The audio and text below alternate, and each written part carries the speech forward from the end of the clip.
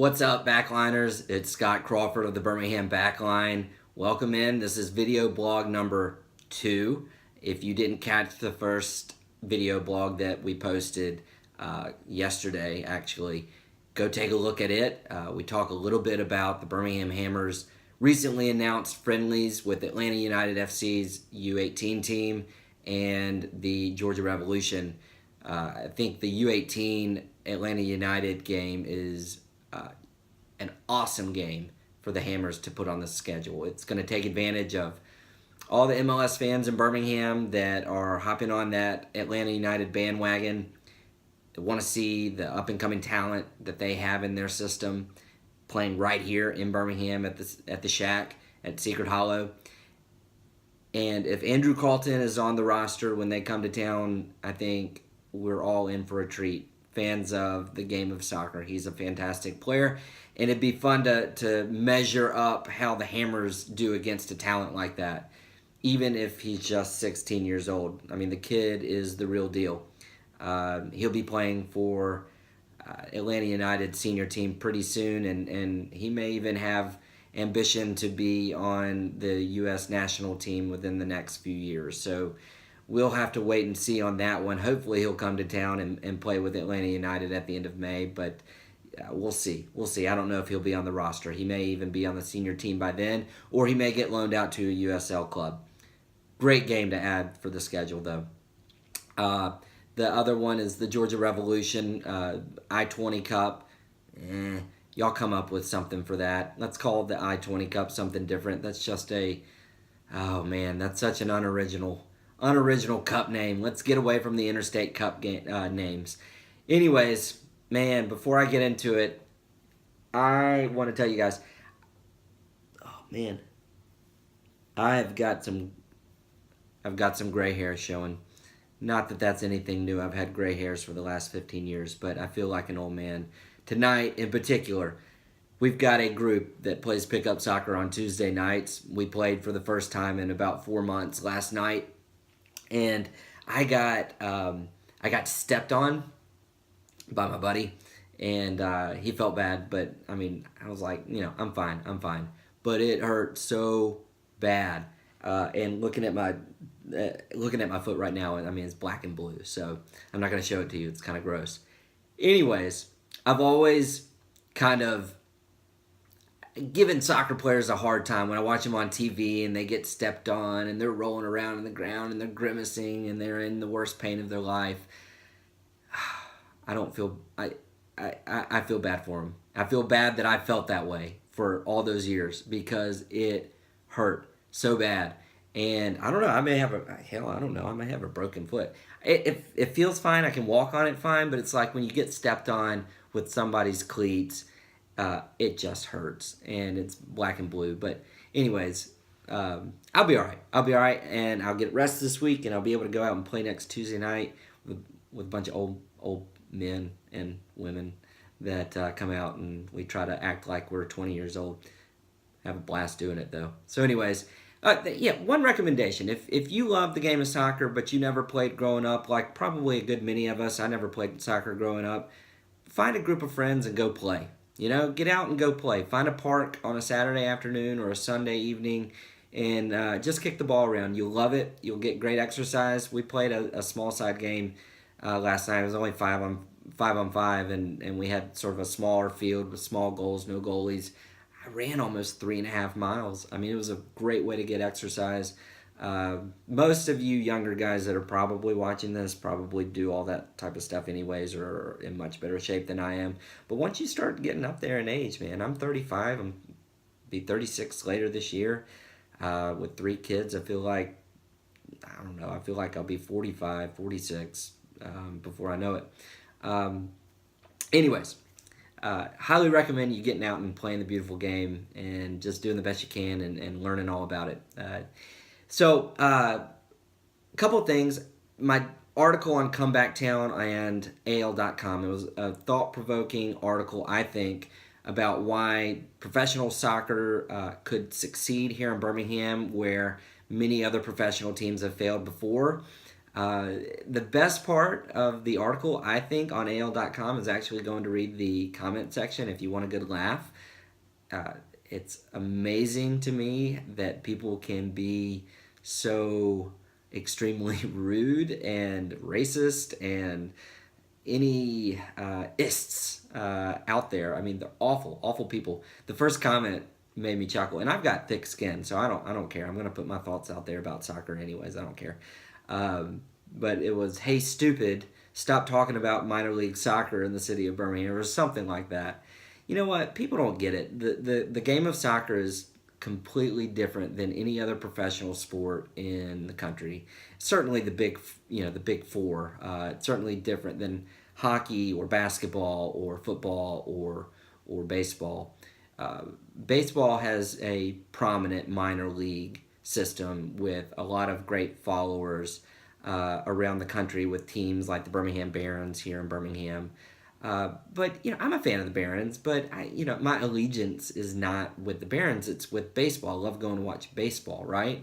And there's not really a minor league football team unless you consider college, not team, but obviously a league, unless you consider like college NCAA as the minor league system, which in all practicality it is. Um, and then of course with basketball you have the developmental league, but that's not wildly popular in the cities that have teams. And with hockey, I don't really know. I mean, I think you've got the minor league system, but with soccer, soccer is such a community based sport. You don't have to be a top flight team in order to have really passionate fan bases that love coming to the games and cheering and singing and running around and really just supporting the game and supporting the players. A lot of teams around the world are built up of local people, local guys, or that just have pride in their city and want to play for their city. And that's why I love the NPSL because we have that here in Birmingham. We have a team that's built of either locals that live here in Birmingham and work here in Birmingham that want to play soccer still, and or it's built of college kids that are striving to get to the next level and to prove something to somebody. And this is the best way that they can get in front of scouts or different people that may have connections to professional sides. And so it makes for very passionate games.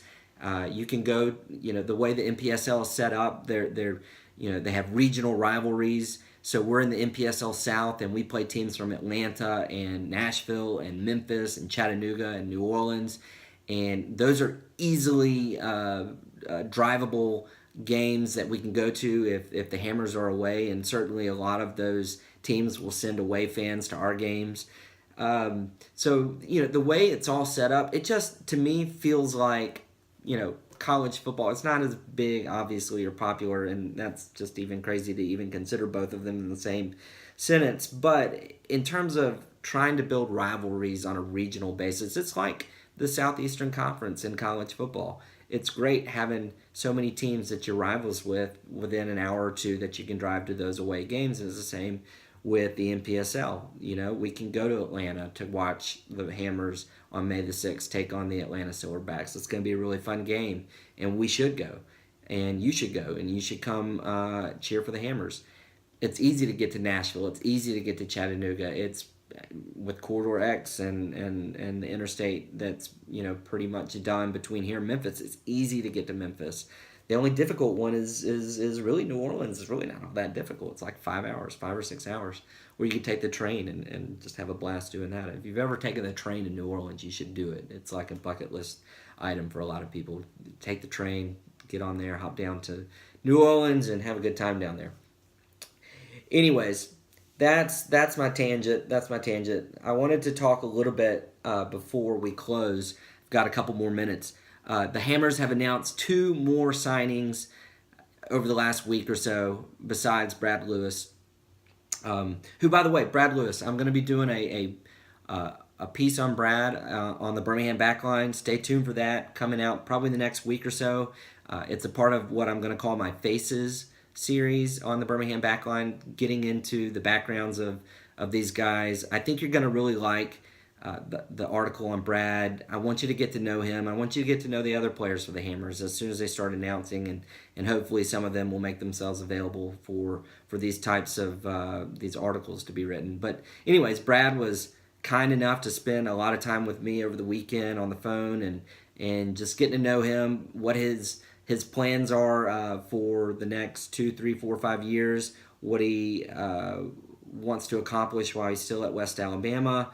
Certainly what he hopes to accomplish this summer with the Birmingham Hammers. Super good guy. You're going to like it. I think you're going to enjoy reading about him. Anyways, the other two signees that the Hammers have, let me pull it up real quick. Christian Atkins, who was on the Hammers last year. I think he was on the Hammers last year. I don't think he was on the exhibition team in 2015, but he certainly was on the inaugural season in 2016. He will play in the back line. Really excited to have him on board. He's an assistant coach at Oak Mountain High School, and also I think he maybe even is the head coach of the JV team, and then at Oak Mountain. And then we're also it's like we're bringing in the whole Oak Mountain High School coaching staff to play for the Hammers, and I love it because, one, the Oak Mountain High School soccer program is not just known in Birmingham or in Alabama for being a class program. It's recognized around the country as being one of the top high school soccer programs, and they're led by a guy named Daniel DeMasters. He's the head coach at Oak Mountain High School, and he has signed to play with the Hammers. In the last couple of minutes, let me tell you a little bit about Daniel DeMasters, why I'm so excited about him. He was a Gatorade Player of the Year in the state of Pennsylvania in high school in the early 2000s. He went on to sign and play collegiate soccer at Villanova. I think he had some issues with injuries his sophomore year. His ACL blew up, but he was able to get back into it. He was a captain, 3 years All-American. Really, really solid player to pick up and have play for the Hammers this year. I think we should all really be excited about Daniel DeMasters coming on. He is a leader. He's a proven leader, obviously, at the high school coaching level, and he's going to be a field general for the Hammers. And I think it was something that, he's really somebody that we were probably missing last year, somebody with a little bit more age, a little bit more experience, a little bit more leadership attributes out there that can command, that presence. And he's going to be playing in the midfield. He's probably going to be directing a lot of traffic for the Hammers, maybe even scoring a few goals, which I think obviously the Hammers need. We were, if not last in the NPSL South East Conference last year in goals scored. We were probably second to last. And we need somebody like him that's going to open up those alleyways and get some goals. So Daniel DeMasters. And there's an article on the Birmingham Backline. You can go read it. It's titled something like "Birmingham Hammers. Is it time for Plan B?" And the fact of the matter is, in the NPSL South Conference, it matters to have players that are a little bit older, maybe a little bit wiser, with a little bit more experience. And Daniel DeMasters answers the calling on that. The Hammers are doing exactly what they need to do in order to improve upon their campaign in 2016. So 2017 is setting up to be a really fun year with the 3 signings that they have so far that they've announced. And I've heard a couple of names already in the queue. And hopefully we'll get those announced in the next week or two. The Hammers will post it out there on Twitter, and I'll be giving you guys updates on my opinion about who they're bringing in and what I think they're going to be doing with those players. But anyways, stay tuned. This was video blog number 2 at the Birmingham Backline. Subscribe on the YouTube channel. I'm not going to post every one of these on the Birmingham Backline. I will post them on Facebook and Twitter and things like that. So anyways, if you want to stay up to date and know when we post another or when I post another video blog, certainly the easiest way to do that is to subscribe on YouTube. I hope you enjoy these video blogs. Comment in the comments either on Facebook, Twitter.